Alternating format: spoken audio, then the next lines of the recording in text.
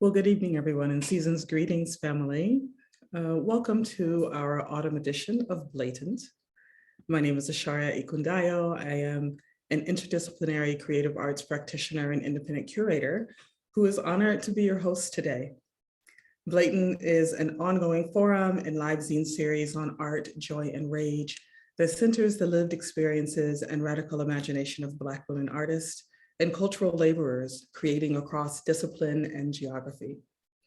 Today's program is co-presented by Artist as First Responder, the Museum of the African Diaspora, and the Museum of Sonoma County in conjunction with their upcoming group exhibition, Collective Arising, a positionality of insistence from Black Bay Area artists that opens summer 2022 and is co-curated by myself and Lucia Moma.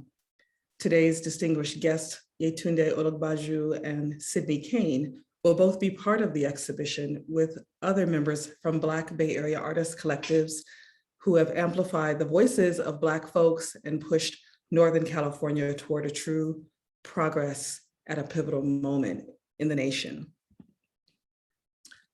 It is, I want to add that additionally, as a project of Artists as First Responder, Blatant presents these informal, uncensored, and layered conversations as a celebration of the lives of artists whose creative practices heal communities and save lives. It is our custom to begin each episode with an acknowledgement to the land from which we host these conversations. And this evening, I'm joining you from my birthplace in the city of Detroit, Michigan, which is located on the contemporary and ancestral homelands of three of the Anishinaabe nations, the Ojibwa, the Ottawa, and the Potawatomi. And so I offer a land and people acknowledgement, knowing that if we are not Indigenous people on the land where we live, that we continue to benefit from the genocide and dispossession of Indigenous people, and that we have a responsibility to recognize, respect, and support the sustained presence of Indigenous people today. Because of this knowing, I ask permission daily as a guest to live upon and to create upon this land. And I also offer acknowledgement and gratitude to my and to our African ancestors who guide and who protect us. And we welcome them to this conversation as well. And I offer them this drink of cool water as a sign of respect as we begin our conversation tonight. And what has also become part of our opening ceremony is to offer our deep breaths for our newly dead. And so I want to invite you all to take a moment to get into your body, to feel into your body, adjust it in a way so that you can take 3 deep breaths here. And we try to exhale twice as long as we inhale. So I'm gonna inhale for 4 and exhale for 8. Yeah, I'm gonna do that 3 times. Inhale.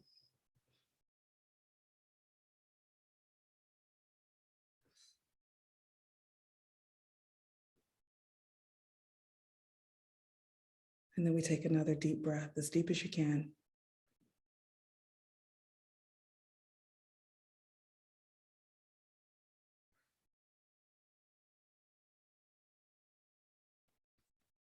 One more.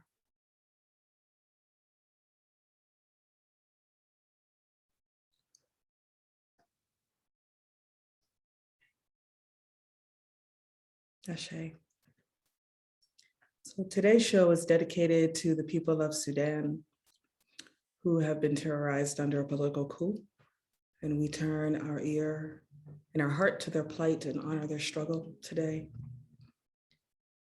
The conversations that happen at Blatant are honest. We just sit with our feelings of hope, of loss, of grief, of joy, of anger.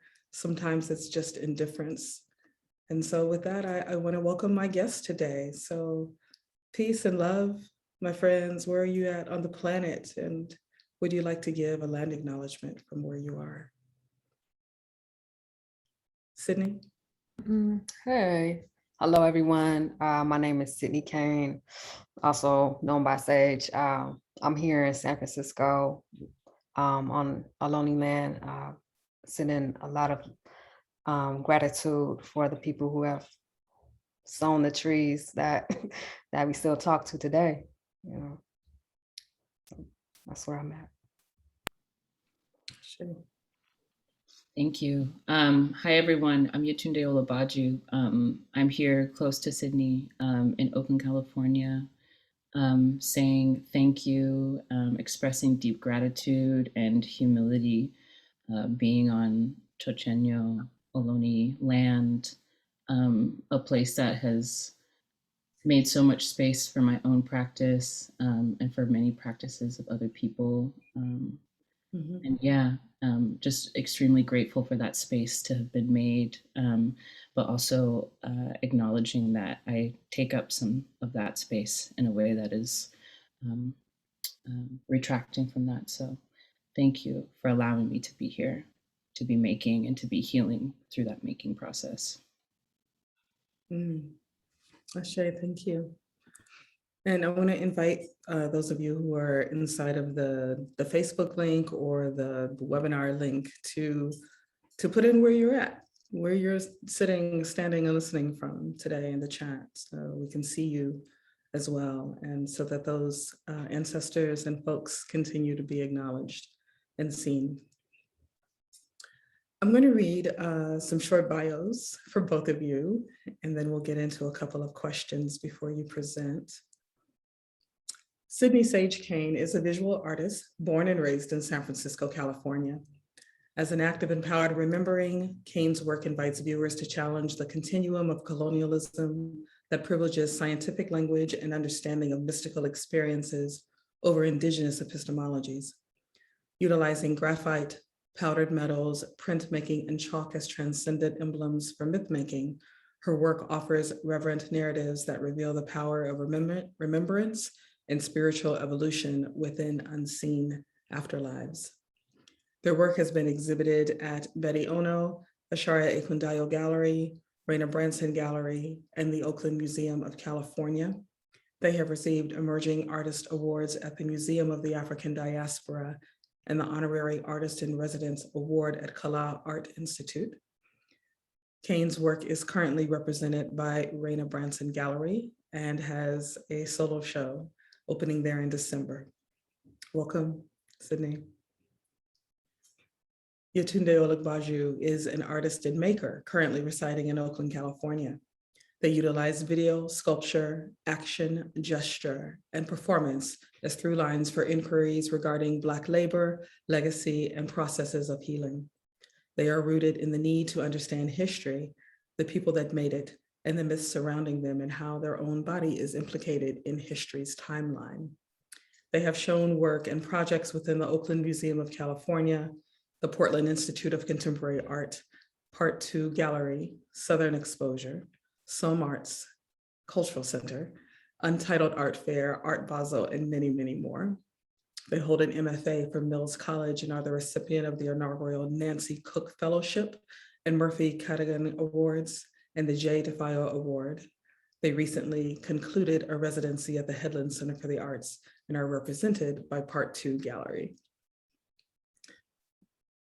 You are accomplished artist whose work for me has represented an opportunity to time travel, because I've experienced a multiplicity of genre from both of you, and I've had the experience of being able to exhibit and witness your work and your practice and your educational offerings in so many different ways. I think about what it means to be a contemporary artist.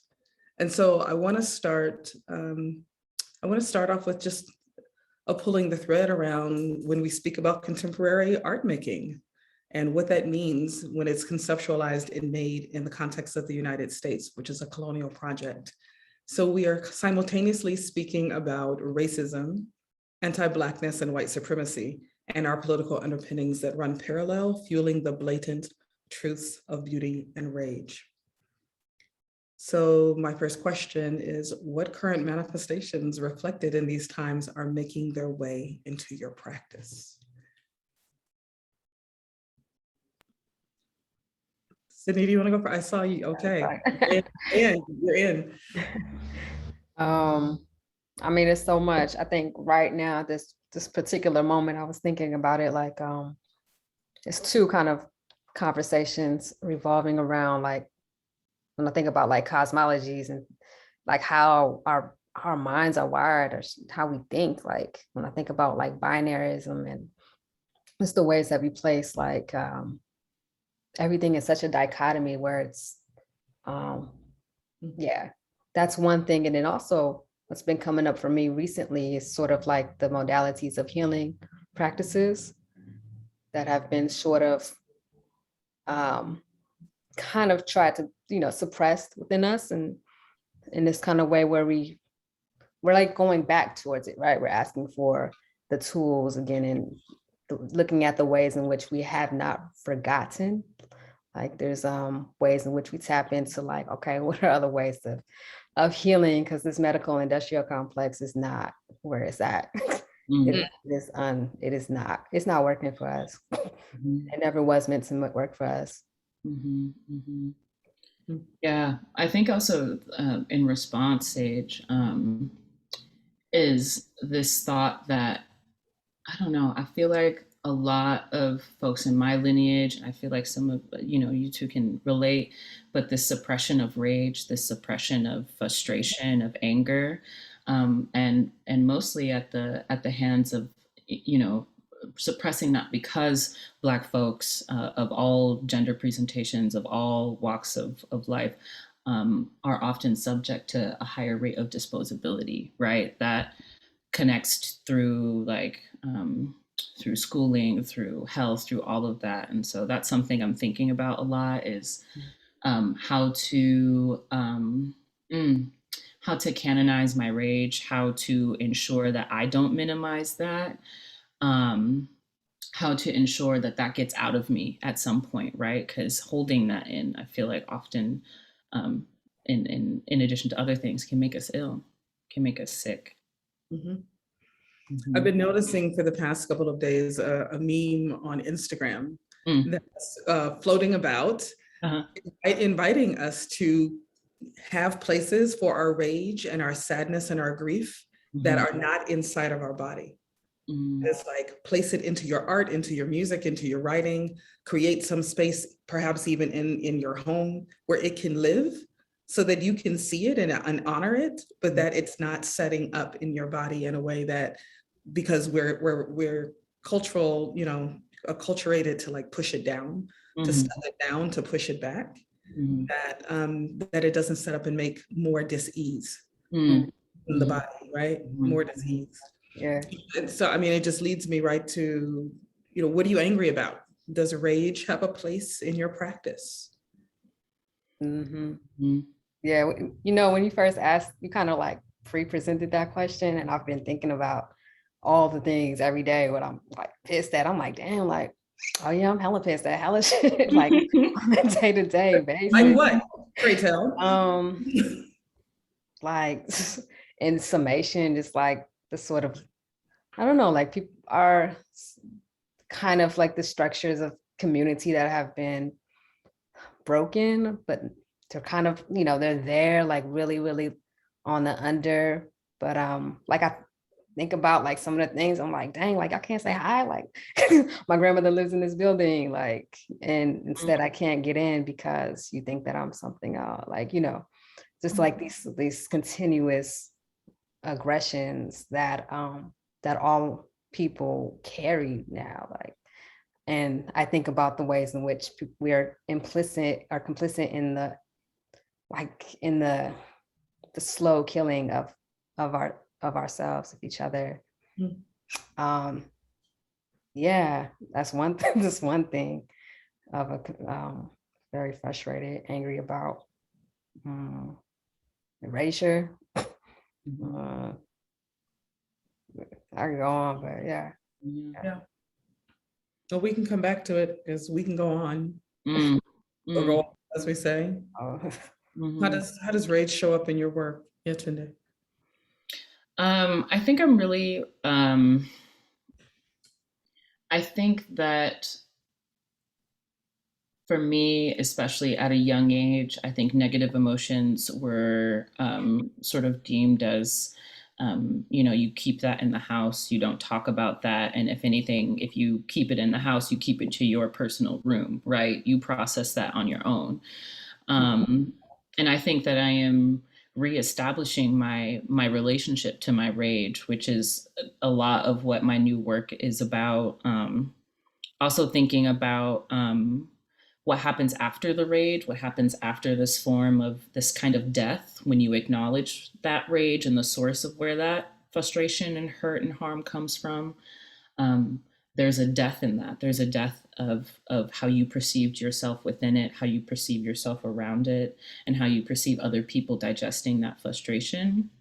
And so thinking about what happens after, right? Thinking about if it could be, if that rage is generative, and what it could lend itself to after you've acknowledged it and transformed through it. Yeah, that's what I'm thinking about. And I think I'm trying to challenge myself to be a little bit less concerned with things being beautiful, and a little more concerned with things being true and being ugly. And so I'm just working at it. I'm working at it through trying to figure out painting and reestablish my relationship to that. Yeah.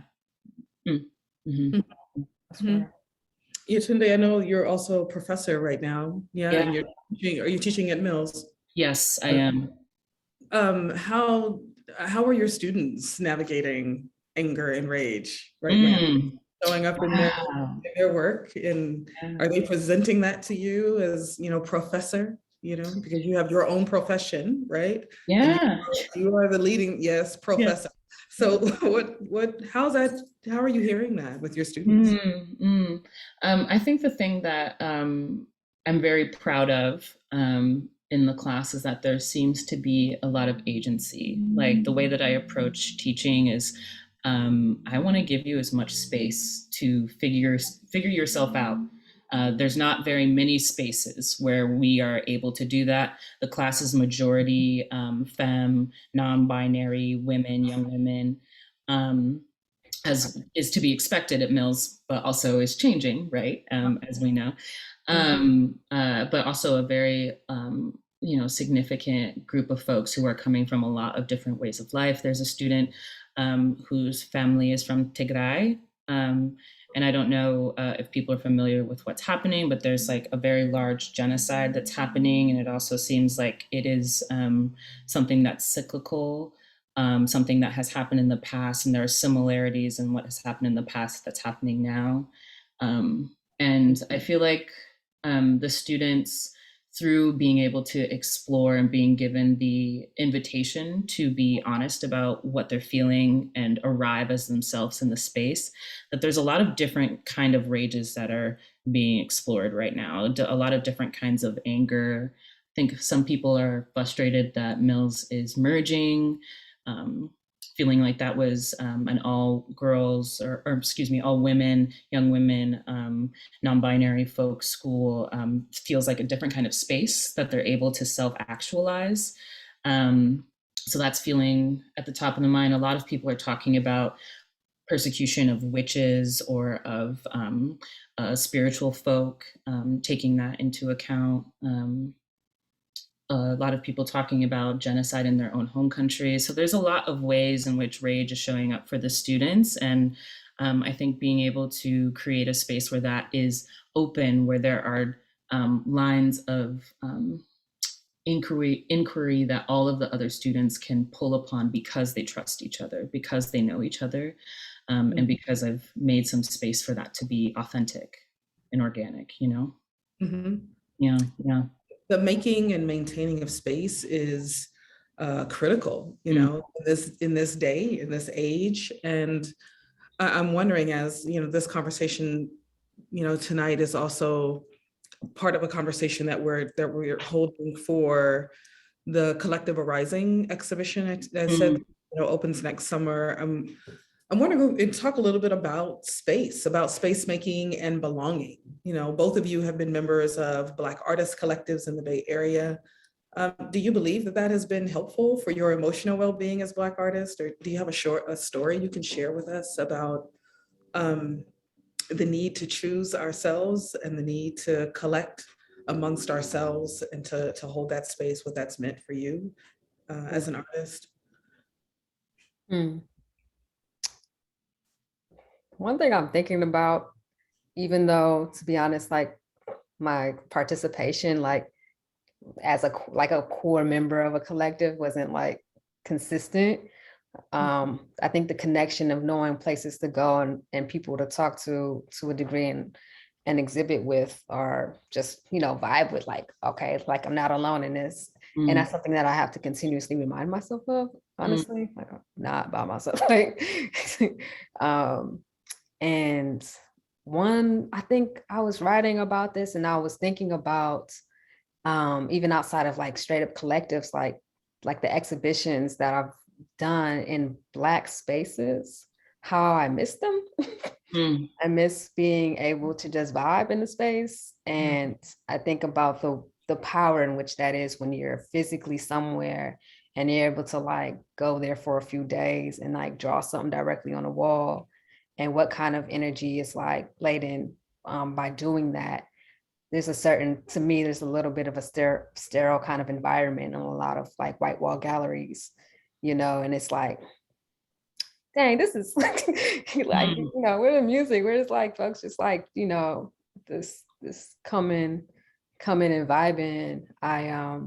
So I think that has given me like those experiences, and alongside like vending, where you get to trade your artwork with folks, those experiences have laid a extremely beautiful foundation, I think, for myself, as a way to imagine what creative spaces could look like. You know what I mean? Who said they just had to be white walls and then you leave? And and this is something that's come out of like the Black imaginative, like creative space, because space is such a huge topic, even as we are on like, indigenous land and, all the things. So yeah. When I met you maybe 11 years ago, at that time you were a member of the 3.9 Collective. Can you speak just a little bit about who they are? Because that's a collective that is still alive. Yeah, I mean, essentially, I live with Nancy Cato too, so like, was a member, or was, I mean, essentially, it was the desire to have a collective of Black artists who were in San Francisco, and I think one of the things, you got to think about it 10 years ago, even still now, it's like, oh, we don't know any Black artists, who do you go to? We don't know. We're not in the in crowd, so I think part of it wasn't in line with that, as well as having like real support. There's a lot of shit that artists are questioning, Black artists of color have to question, all the things, like when you're in these spaces and you're like, is this right? Or even psychically like, why you want me here?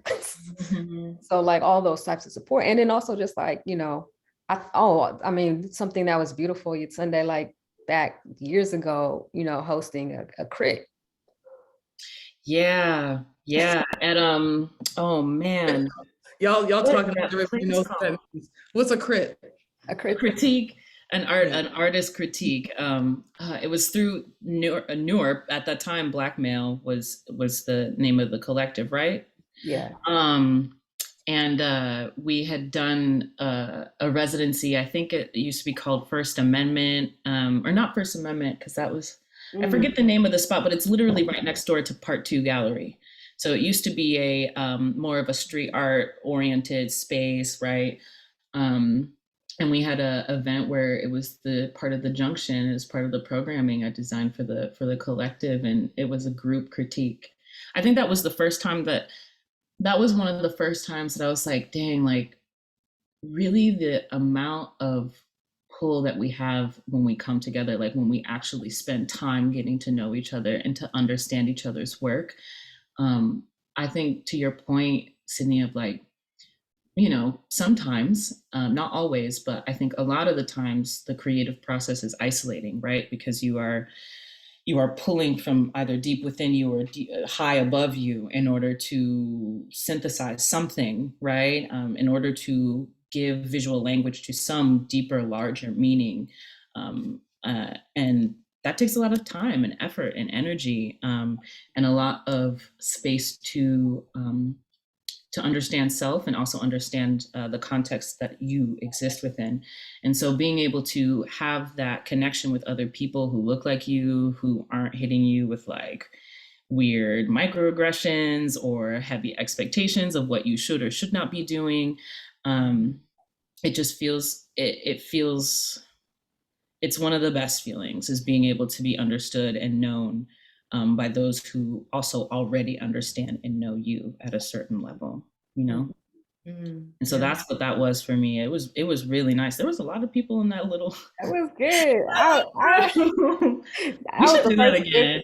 That was the first, like, honestly, the first useful critique I think I had. Are you serious? That means so much to me. For No, that means so much to me. We got to do it again. We got to Yeah. figure out how to make it happen again. real. That's lovely. Again, Yétúndé, there was an artist, you've been a part of a few different collectives. Mm. What was the most recent collective that you entered into? Well, No Neutral Alliance was That's right. No, my most recent collective. give us the A little rowdy. yeah. I just want to also like name that I wasn't the only person who was involved in the creation of that. I think that's obvious in the word, using the word collective. Right. So I can only speak for my own experience, and I just want to preface all of that, and also state that the reason that the this particular group of people came together was in order to support a single person, right? I'm going to avoid using names just because like I didn't ask permission to talk about this, but yeah, I think that that happened out of a necessary public call out of a large arts institution within the Bay Area. And that was, I've never had something like that happen. That was the first time I've been really involved in a very public and sort of emotionally charged public call out like that. And it just reminded me of like how important it is to have a lot of different people in the room coming to a consensus, right? If we're going to be in these groups saying that we're doing something for a large group of people, there needs to be a lot of people in the room. It may not be able to be the same 1-to-1 ratio, but there needs to be a lot of different voices in the room. And the right voices need to be centered within those conversations.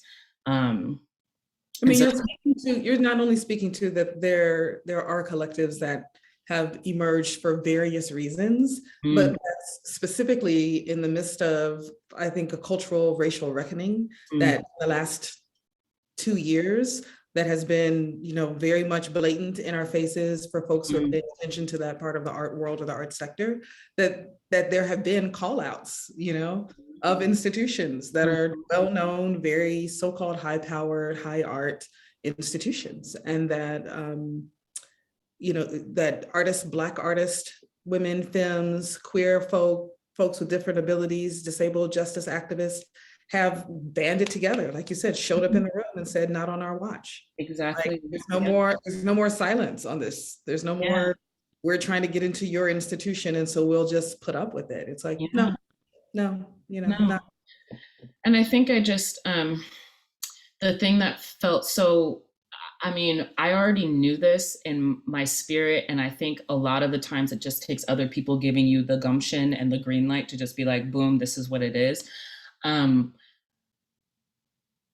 will always be making. I will always make. I will always find a way to make.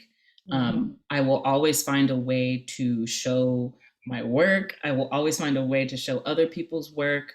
That is always going to happen, right? And whether or not it happens under the umbrella of a large arts institution is truly up to them, right? And up to how they decide to act, right? So I don't know. Yeah, Yeah. we can move on. No, can... no. Like, y'all see my face. I'm like, it's almost a whole nother show. It's a whole nother conversation. No, it's I mean, this could be a whole, it's a whole thing. Whole yeah. other thing. Yeah. And also, the last thing I'll say, though, is the thing that felt really powerful about that work is that reminding myself that this is not the first instance of something like this happening, even with that single institution that I'm referencing, right? This is not the first time that Black artists, queer artists, differently abled artists come to this space and say, we're expecting more from you. How, you have resources to do more. What is actually happening? What are you actually doing? And so I felt really honored to be sort of associated with that, and with that changing, and with that pulling from a long legacy of people speaking out and demanding more and expecting more. Yeah, absolutely, expecting more. Mm-hmm. Well, with that said, let's get into presentations. We can move into the slides. Yétúndé, you can go first. Okay. And walk us through, just walk us through the space. Cool. See what happens. Of course. Okay. Thank you for running tech for us today. Yes, thank you so much, Elizabeth. So this is the newest piece. I just wanted to start off with what I'm doing in the studio right now, post my solo show at part 2. Really reinvigorating a painting practice that for some reason I got in my head that I wasn't good at, and just pushing myself to learn more, experiment more, and also paint myself. I haven't painted a self-portrait of myself since I was like 5 years old, and this is my first pass at it. And this piece is called Self-Portrait as a Meteorite. Thinking about, again, when I was talking about this rage, thinking about ways in which we have recorded sort of celestial anomalies in the sky as humans over time, thinking about the illuminated manuscripts that sort of also document those large movements in the sky and how they were big events. They were overwhelming, they were terrifying, but there was also something very beautiful about them. And so thinking about that, thinking about the rage that I feel, and also thinking about just like destructive possibility, what can happen after something is destroyed and reconfigured. And that also ties into some of the next images, the next image that I have. Actually, this piece is not the next one, but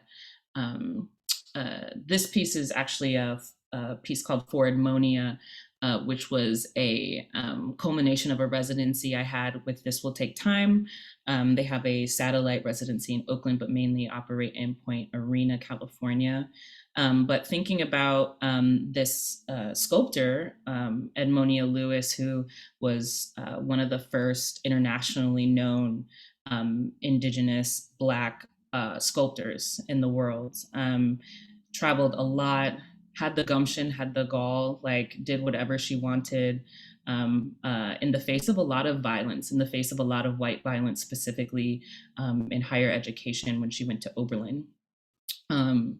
But utilizing printmaking and also connecting with the sort of redactive qualities of sculpture to create this, and making those connections between the redactive processes of making sculpture, working with marble, working with stone, to also working with photography, which is working with the negatives, right, with the color positive or whatever, and then also working with collage, which is a process of removing. So thinking about this process of removing in order to reveal a deeper understanding. So for the next one, okay, so this is from my solo show at part 2, wanting to think about things that I'm rageful about. I'm rageful about nationalism. I'm rageful about the rise of fascism in this world right now, people's inability to engage in what is supposed to be a democratic process, but often not being able to find the results of a democratic process. So this is a flag that is a never-ending flag, which I thought was really important, showing the weight of nationalism right in the center, allowing for the flag to sag and become warped against its own weight, against its own obligation. This is called Goodbye, Goodbye. It was too heavy. And the actual images are images of Mammy that I removed from a book called Mammy and Her Friends, thinking about, again, the weight, the approximation that Mammy has to American nationalism. And I mean, it's Americana. A lot of people associate the Mammy tchotchkes and icons with Americana, America memorabilia. And using imagery to, or digital means to skew this face, to remove it, to imagine it moving in the wind and also falling down and becoming weighted by its own heaviness. Can I have the next slide, please? This is also from my solo show at part 2. This is called On Becoming a Star. When I was talking just previously about my source material, the source material is from that book called Mammy and Her Friends. I got that book right before COVID, in the midst of not being sure if I was going to graduate from Mills, being sort of in an in-between space, and really looking through this actual haunted object, I would say, this extremely weighted object, which is the book, Mammy and Her Friends.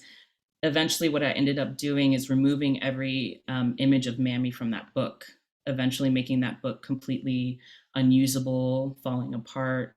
And I imparted those images back into a different scene, not necessarily as a way to, I've sort of rethought my thought about, or my feelings about all of this body of work, but not necessarily in an attempt to liberate Mammy, but more as a way to see if putting Mammy in a different scene would allow me to understand my forced approximation to Mammy, right? How I present gender-wise in the world, how I show up as I'm like, think I'm relatively nice, depends on who you ask, but I think I'm generally a warm person. And yeah, this body of work came out of somebody who was close to me calling me a Mammy in undergraduate school, and somebody who I kind of emotionally trusted. And so this whole entire project is me sifting through that betrayal and also attempting to see Mammy differently, and by extension myself. And the next slide, please.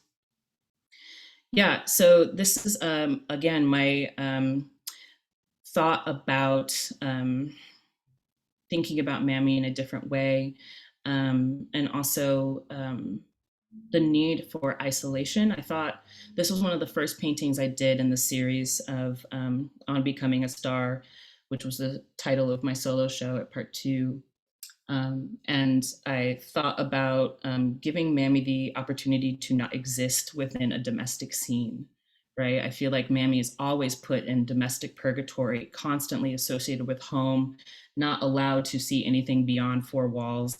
And so I imagined the freedom of giving Mammy the permission, as well as myself, to see myself outside of the domestic scene, of obligations of gender, of race, of levels of care that I was supposed to be giving everyone but myself, and really being able to give myself permission to be isolated. Can I have the next slide, please? And same thing here for this piece. This is called Fruits of Our Labor, Eaten Good. And this piece has the similar images and the collage pieces of Mammy, and every single one of these is sort of, I'm thinking about a star being reborn, again, thinking about destructive means that lead to maybe a different possibility, a different configuration. And for all of these cutouts, everyone is eating something, or enjoying a fruit, or eating some kind of food. And again, trying to make that be an action that is associated with agency and isn't associated with projections being placed on this stereotype, this icon. Can I have the next slide, please? So this is the part that I was trying to get to. So, so again, to the point of that first piece that I showed, thinking about destructive capacity and how change, internal change, often feels awful, often feels overwhelming, and feels like you're sort of like ripping parts of yourself apart in order to reconfigurate. And so this piece is called "And the Form Was a Death." And you'll notice that the first piece that I showed, or not the first piece, but the first panel that I showed that was also squared, was called "With Guidance, I Went to Be Alone." And that title, all of those titles are really important. And the form was a death, again, is in connection to this thought that, like, you know, part of transformation is a death, is a goodbye to something, right? Even if it's nonlinear, it might be that same death over and over again, but it's still a goodbye to something. So trying to see that process as a beautiful sort of opening. Can I have the next slide, please? And this is the final slide. This piece is a chrysalis #2. It's patinaed bronze, and was thinking again about memorializing this process of transformation. Also thinking about my people, the Yoruba people in Nigeria, how they memorialize their dead, their kings, their queens, is through bronze, through portraiture. And they've been doing that well before any sort of European nation was doing that. And so really connecting to that, not only that materiality and that process, that artistic process, but seeing Mammy in this way that has sort of memorialized and canonized her transformation in a way that is both beautiful, but also is connected to all of the destruction that was necessary in order to shed that and to move towards something different. And so, yeah, that's where I'm at. I think that's my last slide, right? Yeah. Mm-hmm. Thank you so much. Yeah. Mm-hmm. Thank you. Mm-hmm. Thank you for that journey. Let's talk a little bit about this kind of this forced gendered identity. Mm-hmm. Mm-hmm. Your work is very beautiful. I remember one of the first pieces that I saw of yours was a photograph of you sitting on a chair, bare-breasted, with a white man suckling your body. I remember the kind of like brouhaha, you know, the kind of uproar there was about, you know, this conversation. And so this continued gendered Mammy piece that I'm witnessing in your work. And Sydney, I want you to, you know, also feel free to ask a question or to chime in here around how gender plays this role, you know, in terms of what is joyful, what is expected in terms of what joy looks like and what rage looks like in our bodies, but in our genders. And, you know, if you're finding yourself, you know, differently, you know, in terms of how we speak about gender identity, gender pronouns, women's art, femme art, you know, how that fits, because this show has a very specific kind of focus around Black women in films. And that's not necessarily the way in which we present ourselves. Do you have some thoughts around that?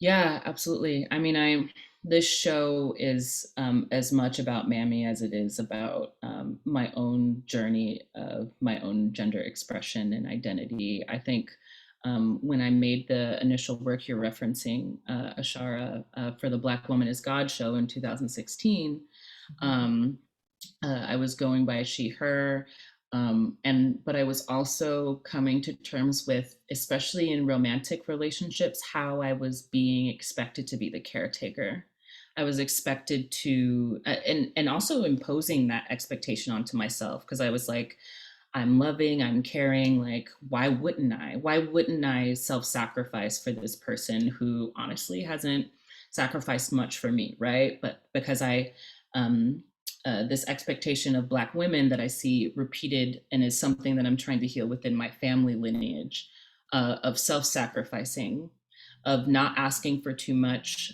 because being given too much is not even an option, right? Because operating from a place of abundance is not within the scope of reality for Black femmes, Black women, Black folks of all walks of life. And so, yeah, this show was a continuation of that thought from 2016, of me really, and by the time I started this work for part two for On Becoming a Star, I had actually come out as non-binary. I had started using they them pronouns, and it's a constant reiterating process for me. It's like, I have the right to take up this space as they them. I have the I am allowed to be protective of my time and of my space and of how much love and care I give to other people, regardless of how they show up in my life. And that is something that connects deeply to Mammy, right? This idea of this self-sacrificing to the point where we're ignoring, she's ignoring her own children, her own community, forced to, right? Not by choice, but forced to. So, yeah. Mm. Yeah, I'm taking a breath there. Yeah, Thank you. Thank you. It's beautiful to witness that, and like the exhibition was, it felt that way. Everything that you expressed, like even without the the reading of the exhibition statement or anything, but just like this sort of expansion of definition, but really like truly defining self, like and walking in that shit hard, Yeah. like yeah. Thank you for that. Yeah. I appreciate that. Yeah. That the piece around abundance not even being an option. That's really striking my heart in a particular way, hearing that again, because when you intersect the conversations around identity and the abundance of all, and the knowing that we are because we have been, because we are, yes, I am because we are. I'm thinking about a dear friend of mine, photographer, educator from South Africa, Zanele Mahole. When we talk, they always remind me that they are they because they don't come alone. You see what I'm saying? I come with my ancestors. We come all in here together. I am they because I do not come alone. And so I offer that to this conversation today. You write it down. Write it down. That's Zanele Mahole and their brilliance. So I've known them, I don't know, 22 years. And so just feeling into that, just remembering it's a privilege also to be able to say, I am she, they. That my gender pronouns are she, they. I walk in a particular place of privilege that allows me to do that. And so I recognize that as well. Sydney, did you want to offer anything else in this part before you present? I mean, it's I feel like, sort of like my presentation, part of it, I wanted to talk a little bit about the work in sort of like in the Black Woman is God. And when I was writing some of the like notes for the slides, I was thinking a lot like, oh man, it's part about like gender and just like our and energy in my work. It's a layer. Yeah. We got to talk on the side more about it, because yeah, there's so much more to unpack and uncover. So yeah, we can go to slides. And for folks who are watching, if you have questions, please feel free to put them in the chat box now, and we'll go through them as we go. You don't need to wait until the end. You can put them in, and they can be reflections and not questions as well. Sydney, are you ready for your slides? Okay.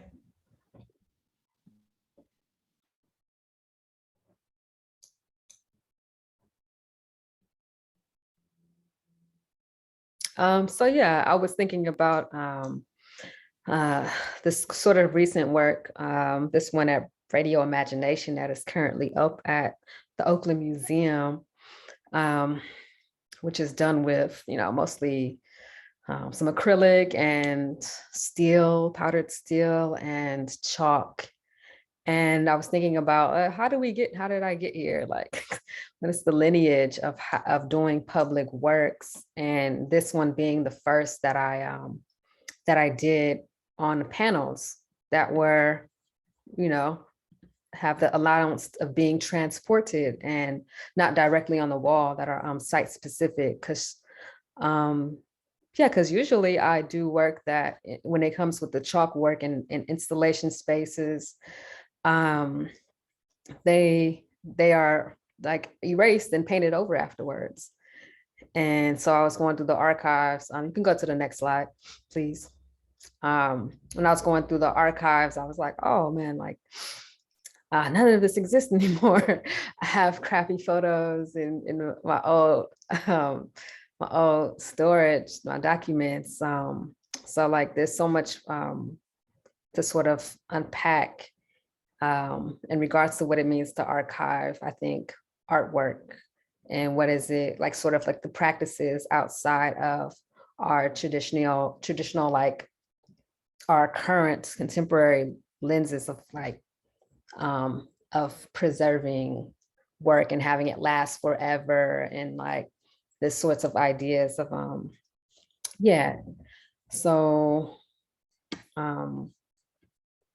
so yeah, you could go to the next slide, please. And another thing that I was looking at when looking at the older work is the emergence of the twos. I call them trinaries, actually. And the reason why I call them trinaries is because there's a sort of like the doubling or the beyond doubling of our identities, right? The beyond of just like again, like the binary, like being either or this. So it's sort of also like this representation of expansion and splitting in order to jump out of like the vision of a recursive loop. Like a lot of the work that I've done on walls and in spaces, there is a circle that is a stargate that's kind of like anchoring the space. And you can go to the next slide, please. That's sort of anchoring the space. And I've always been interested in showcasing the circle as not like a closed system, something that is just like, okay, it's a dead thing. Like when I think about how circles are measured, like with pi, pi is like almost a freaking infinite number. They don't even have the end of like the full number of pi. So I'm like, oh, the way that I visualize the pi is sort of like what other cosmologies in our world, in our lineages, in our bloodlines can relate to the circle as being something alive, right? So this one here was at SOMART's, I think back in 2015 or something. It's just so long. 50 years of alternative Bay Area spaces, an exhibition back then. And this one was inspired by a short story I read years ago by Nisi Shaw called At the Huts of Ajala. And it's basically about this child recounting them choosing the Ori before they were born to Earth. And so again, thinking about the circle as something that is alive, sort of connecting to this quote by Nana Pazant in Daughters of the Dust, when she says like, the womb and the ancestors are one and the same. And so, yeah, how do we make things that are supposedly really like structured and squared off, imagine them differently and alive? So you can go to the next slide, please.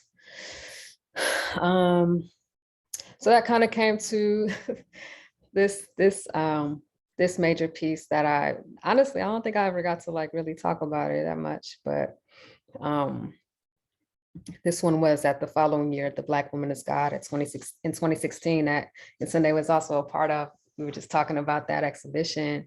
So on the other side of the space was this sort of 18 or 20 feet tall mural that Karen Seneferu was like, can you do this? I'm like, I don't know. This is scary. I was like, I'm just not gonna think about it. So when I was looking at it, I was like, oh man, like what, even in there, thinking about even in the body presentation of them, I never really felt them as like just a simple, like this sort of like, not in a negative way, but the tropes of like the archetypes that we talk about when we say femininity and the divine feminine and all the likes.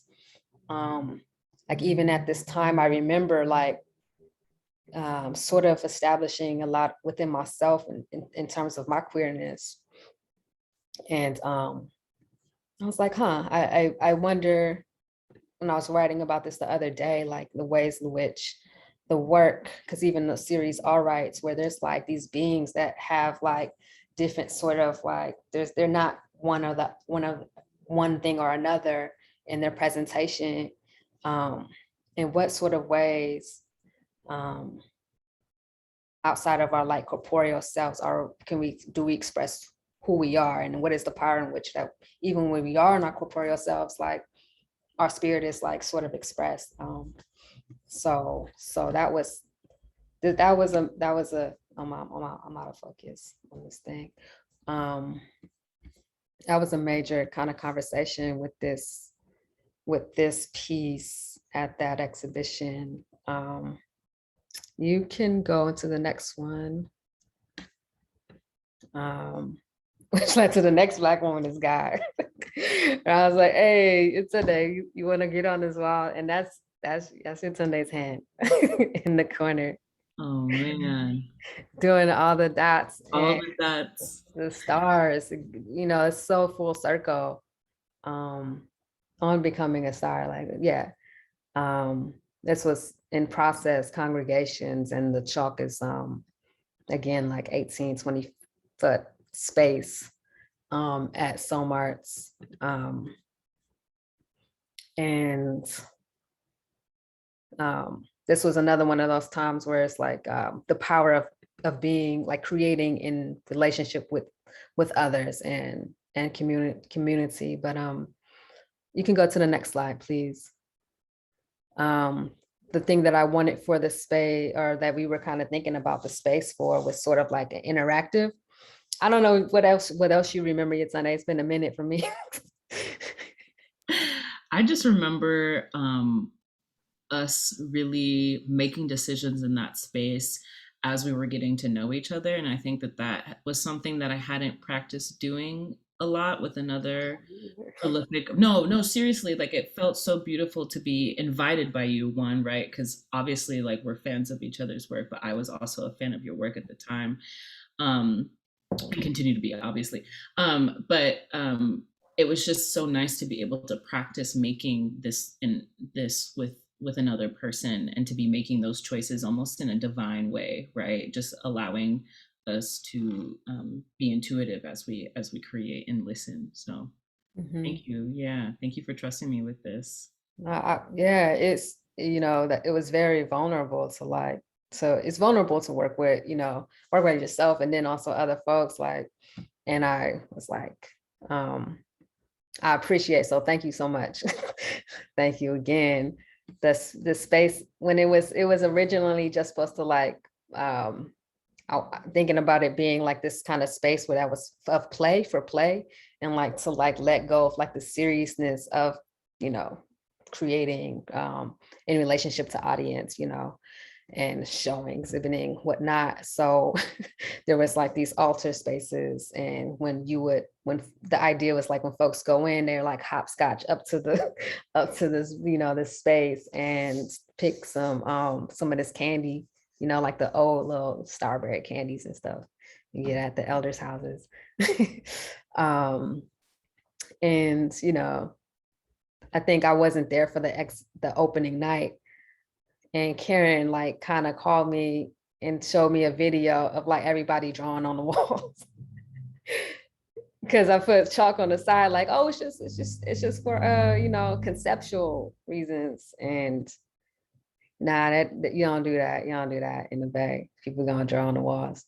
But you know, coming back to like why I wanted to show like public work that I've done in spaces is because it's like something that I suppose is needed, you know, it's needed when it feels like, okay, this is a space for me, for my children, for whomever, in relationship to exhibiting work, showing and work, like that was what was needed. The affirmations that people wrote on the walls, and it was sort of like this collective, I don't know, date of manifesting or something, of affirming self and each other. The next slide, please. How are we on time? You all right? Okay. And another iteration of this was working with chalk. And, you know, I don't know if I said, like, you know, chalk traditionally is made of like the exoskeletons of marine microorganisms. And so we're thinking about like these beings that have existed billions of years ago in the formation of the earth. You know, think about efun that is used for, you know, in ritual and consecration and all the things that is supposed to like be clearing of our heads and in our spaces. So this is actually Edward. If y'all remember, like, you know, the homie who used to be downtown San Francisco, he would tap dance by the cable car. That's him. And this was during an exhibition at that Jarrell Phillips put on, I Am San Francisco, Black Past and Presence at San Francisco State University. And I was like, I want to like, oh, he's gonna be there. Like, can I just paint like this piece of wood and can he tap dance on it? Because I felt like this kind of, this vision of like dust kicking up and sort of like this real connection to the earth, but also kind of like congruent with the constellations. So I also use this program called Stellarium of like mapping out space and constellations in any given place on the earth. This one is like Sagittarius A star, that's like supposed to be pointed towards like the center of the galaxy. You can go to the next slide, please. And this one was one of the last ones that I really went into. That was at the African American Arts and Culture Complex on the infamous Omi blue walls, blue colored walls with chalk. Sagittarius A star, that's sort of the constellation that I utilized from the last slide. Next slide, please. And so, yeah, so so this is actual like pieces on wood, but I think some of the elements in which that and the kind of like freedom that I try to tap into when creating the work has come from like pushing myself in spaces with these exhibitions that I've shared. And this is non-site specific work. The twos, like I said, emerged, the trinaries emerged out of just like doing the chalk work in the world, which are generations, our lineages. That's not just like one line, but it's like coral reefs and treetops. And the last slide, and yeah, and that's it. This is the last. This I think was the last one, like 2019, before COVID, at the African American Arts and Culture Complex. That was supposed to be altar space for photos of people in the community that have passed or had passed at the time. So So yeah, that's the end of my slides, I think. Thank you for that. Thank y'all. Thank you, Sydney. You know, you and I have we've had a long relationship here of me watching the various movement of how you share with us. I remember one of the first times that I interviewed you, I said, "What do you do?" And it was like very simple like that. And you said, "I see portals. I see portals and I open them, and then the beings show up there." And so often the conversations that over the years, listening to people talk about your work is very much around being offered this opportunity to have a visitation through your work, and your use of chalk, your use of charcoal, your use of cobalt, your use of dirt, of coffee, the various natural materials, earth being materials that you use that are connected, of course, to the star portals that you open. So I want you to know that I see that, and that it's important and beautiful to be able to journey with you on that. But it's also a place that I experience Yétúndé's work, and even more specifically, your film work, which was, which you didn't show any of. I didn't show any of You didn't show any of. Yeah. But can we talk a little bit about the time travel, the opening of portals, and even the concept of Afrofuturism? I think I'd kind of be remiss if I didn't put that onto the table for the two of you, because you're both identified as Afrofuturist artists. Do you have some thoughts for Sydney on this work that you presented, and anything else you'd like to add, Sydney, to the conversation of travel through the divine feminine, even? I'm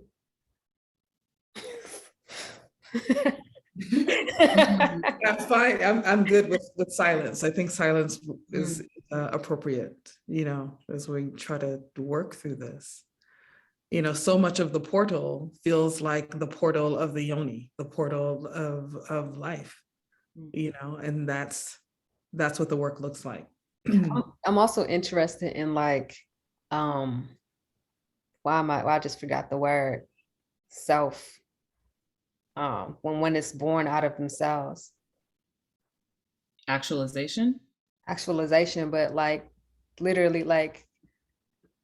the only iteration people talk about is the Virgin Mary, you're giving birth to something without the addition of biological access. Immaculate conception.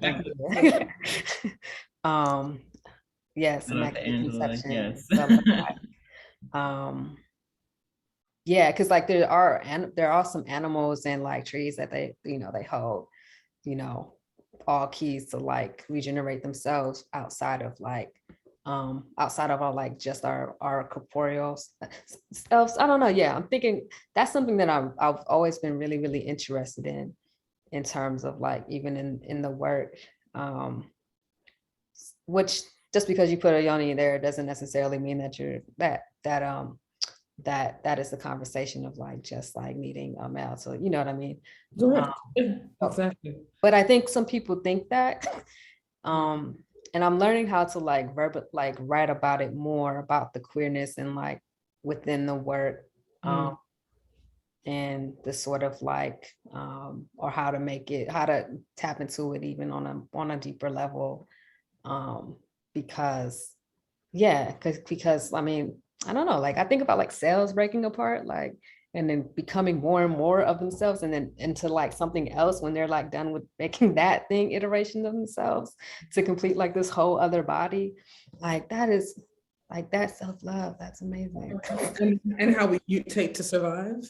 Yeah, all of that inside. I mean, we're all in it. We've been able to really, I think, reimagine what it means to be a cell recreating and shifting so that we could survive. And we're dealing with it on a global level right now. dealing with this mutation on a global level. And it's like, oh, what do we need to create in our own bodies, in our own psyches, and our own practices that will allow us to navigate and thrive and survive in this shift? You know, I know I have a couple of more questions before we end this evening, and I do want to point out, right now, Sydney, you have work up at the Museum of the African Diaspora. You are the current emerging artist. Your show, Reputations, I think is up for another month. Is that correct? Until December 19th, yes. Until December 19th. And then after that, you have your solo show at Rena Bransten Gallery at the Minnesota Street Project in San Francisco as well. Can you talk just a little bit about Reputations? What, you didn't show any of the pieces from that show, so, but just to talk a little bit about, again, this opening as MoAD opened back up after being closed for 19 months, and your show being one of the 5 beautiful, brilliant shows that are in space, Reputations. Yeah, Reputations originally was brought out of thinking about space and trying to find space, and you know, and sort of tackling the idea of erasure, and that the reality is that, you know, like, you're still here, like, still present. In what ways do I, like, sort of like a fuck that kind of way?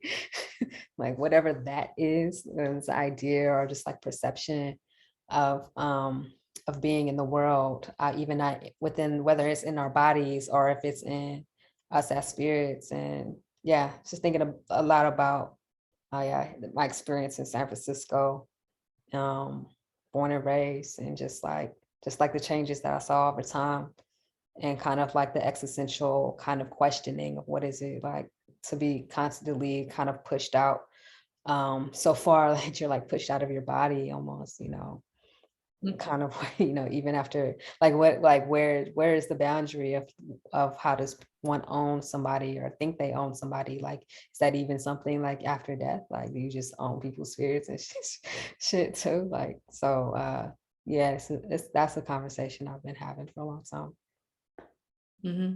Yeah. For both of you, talk what feels urgent right now. You know, we're coming to the end of 2021 now.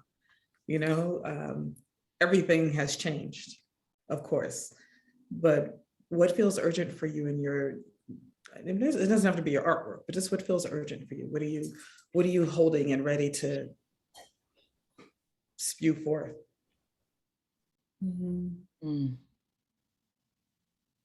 So many, I think I'm pausing because like so many things feel urgent, right? Like, especially as I read the news, especially as I like engage with the reality of the climate crisis. A lot of things feel really urgent. But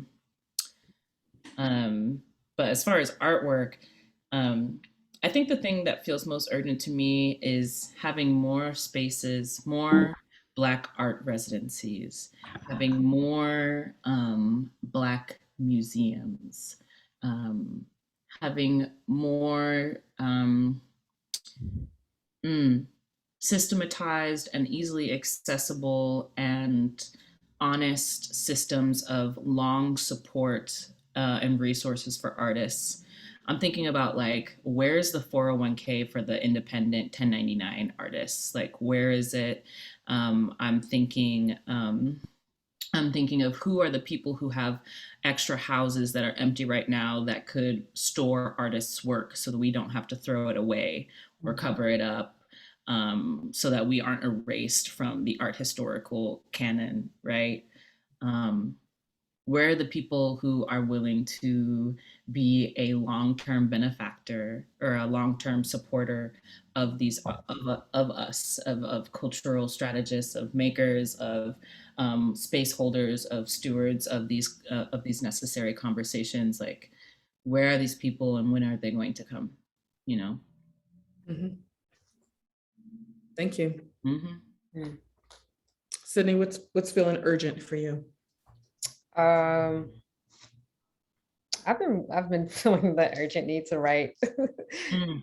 Kind of like find these spaces of like vocalizing, whether it's ideas or I guess this would be a space of that technically, but I guess like in a more comfortable way. Yeah, the urgency of taking care of folks, like thinking about the future, and yeah, and then specific when it comes to the art, I would say like, shoot, these other institutions supporting the Black museums. Somebody asked like, what's your in another interview was like, what would be your dream, space for Black artists? I was like, they've already all existed. Ooh, Well, they just weren't like, they've all existed. Some of them kind of do, but they just aren't supported. Like I would love to see, I think it's urgent that people with more resources, or spaces, institutions with more resources, just say like, hey, there's these other spaces. yeah. There's a question from someone who's watching, Megan. How can we support your work? What do you need from us to keep doing what you're doing and giving all that you give? That's for both of you. Ooh. I need funding. I don't know about you. I need funding. I'm actualizing some of the largest literally pieces that I've made for a solo show at SOMARTS in 2022. And I want to push myself to make large work and to continue working in bronze and continue working in other materials. And I like on a personal level, I need funding for that, but also I think what that will do is allow me the mental space to actually have that come from a place of care, of taking care of myself, and also being able to take care of the people around me. That's real. What do you need? What do you need, Sydney? Yeah, it's that space, like Black space was real. It's just like, stop the lack of stop judging niggas. Yeah. And give like a passionate space for motherfuckers. I don't, that would be nice. Like you can give me all the money and everything, but if you still trying to like come, man, for folks, that doesn't feel good, even psychically. So I would like to give space, and like I would love to have that, feel that. Yeah, and then like some real ass resources of like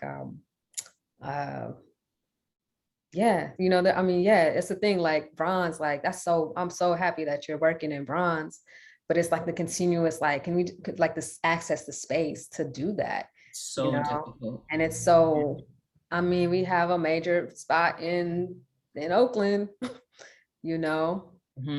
does metal work, but like, again, like, when I ask for like the space of like humanity, like that is to do the work, and versus monetarily, because that's what the other microaggressions that keep people out, to create that way. So yeah, space, space and time, and money and funding, and money. Yeah, the importance of just putting the money directly in the hands of artists and allowing us to do whatever it is we need to do with that, whether that be pay rent in a space, or pay for our children's well-being, or whatever we need to do with it. I have a couple of announcements for Blatant, and then I'm going to come back and ask the last two questions. Elizabeth, can we go into the next slide, which is really about the upcoming and kind of like the very rare zine that accompanies this online, or virtual zine called Blatant. You can cop, I think, the last couple of copies of last year's installation at the MoAD bookstore. If you go to moadsf.org and put in the bookstore, you can grab the last couple of copies if you'd like, and the next copy comes out next month.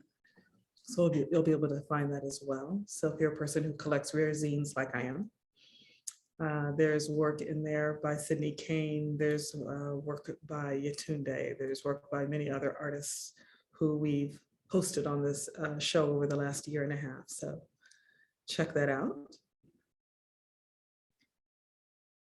And then next month, well, not next month, the next session. This is the last session for 2021, but the first session for 2022, which will be our last couple of sessions for this, kind of like extension of the Blatant conversation. I will be in conversation with my friends Ricky Weaver and Erica Demon, both who primarily work in photography, but who are also multimedia cross-disciplinary artists. So that's going to be really interesting, I think, to visit with them on Tuesday, January 18th, 2022, 4 to 5:30 p.m. Pacific time. Of course, you can RSVP for that on the MoAD website, on the calendar page, and you will be sent a link to RSVP for that. You can also, as a reminder, watch all of the past episodes of Blatant on MoAD's YouTube page. So if that's something that you'd like to do, if you want to watch this one again later in a week when it goes up, feel free to do that and to share. Want to also talk about giving to MoAD, giving to museums. If you like this show and you like all of the amazing public programming that's being offered by the Museum of the African Diaspora, make a donation. Or like me, become a member, but make a donation. You can go online and do that, or you can text right now, just pick up your phone, 56512, type MoAD SF and follow the link and make a one-time donation, or you can sign up to do a monthly donation as well. And finally, of course, MoAD would like to thank its sponsors for the show and their ongoing public programming, which includes the California Humanities and the National Endowment for the Arts program as part of their American Rescue Plan of 2021, I guess. And Artists as First Responder, which is the presenting organization for this series, wants to also thank our partners at AE Creative Consulting Partners, African American Art and Culture Complex, the Akanadi Foundation, the Women's Foundation of California, the Walter and Elise Haas Fund, Tao Rising, and the William and Flora Hewlett Foundation. And if you want to learn more about that work, you can just go to the website, artistasfirstresponder.com. So last couple of questions. I want to know what's next for where we can find you. So what are your websites and your socials? That's great. But where do I get to see your work next? I know we've talked a little bit about Sydney. You have a solo show coming up at Rena Bransten Gallery. What day does it open again? It opens December 4th. What's the name of the show? The show will be called Dust to Dust. Dust. Yeah. Dust to Dust. And it opens December 4th. And yeah, there should be some release this week about the themes of the exhibition. We have a lot of larger pieces. All new pieces? Yes.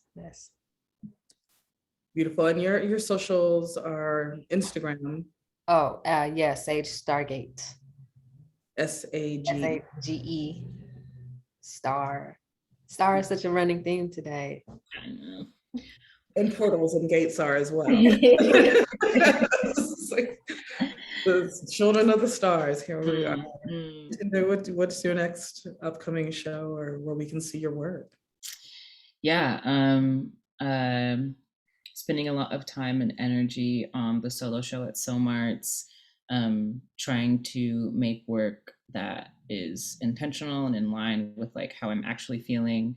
My Instagram, thank you, Elizabeth, for dropping that, is there. I'm also like trying not to use Instagram as much anymore. So for art stuff, I do have an artist newsletter that I promise I won't send you an overwhelming amount of emails. What is it? How do we sign up? Oh yeah, it's in my link tree in my Instagram. I can drop the link in here as well. But yeah, trying to move away from that, just because I feel like when the revolution really does happen, Instagram might be the first thing to go, and I want to stay in contact with everybody. I want everybody, you know. So yeah, that's what I'm doing, and in some small group shows, but yeah. Okay. Yeah. I have one too. I have a list. I haven't sent anything out yet all year, but Yeah. eventually, You know, we'll get so there. y'all can find it. Maybe Okay. I'll try. Do you want me to try and find it? No. No, what do you want us to do? Okay, so you put the MailChimp link in there for us. Can we go to your website and sign up for it as well? What is your website for folks who don't read or aren't reading the screen? Could you just... Yeah, absolutely. It's my first and last name. My first name is Yétúndé, Yétunde, and my last name is Olagbaju, OLAGBAJU.com. Thank you. Perfect. Thanks so much. So we like to close the show with a question on joy, on pleasure, on bliss, on happiness, because that is also part of our legacy and part of the practice and part of the movement and how we get free. So, Yétúndé, what was the last time you experienced blatant joy? Just today, earlier today, I started a new job working with this amazing collective that's working in power building for Black and Brown folks. And I'm learning a lot. I'm reading a lot, specifically about disinformation online. And I just met my coworker. And so spending time with my coworker and my partner and my dog in the house, just working from home, laughing, and getting to know each other was really joyful. Which is refreshing within a work space. So, yeah. Thank you. Thank you. Blatant joy, Sydney? I was watching the sunshine.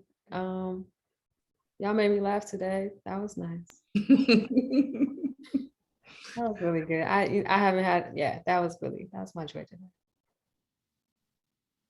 Well, it's been my pleasure, always my pleasure to sit with you all for a little bit in the circle and to have our friends and our family and our ancestors come and be with us, and then we release them so they can go and do the work that they are doing to support our well-being and our inquiry. And I just want to thank all of you all for listening in, and for the Museum of the African Diaspora's work in offering these beautiful and poignant offerings to the public, and to Dr. Elizabeth Gessel for supporting us and running tech for us today. So it has been my joy. And I want to thank you all for joining us, and we will see you in the next year, in the new year. For some people, the next year, but we'll see you in 2022 in January. My name is Ashara Ekundayo. It's been my pleasure. I love you. Thank you for bringing us together, Ashara. Thank you for all the work you do. We appreciate you. See you. Thank you. I'll see you soon. Inshallah. Right. Okay. Bye, everybody. Bye-bye. Peace. Peace.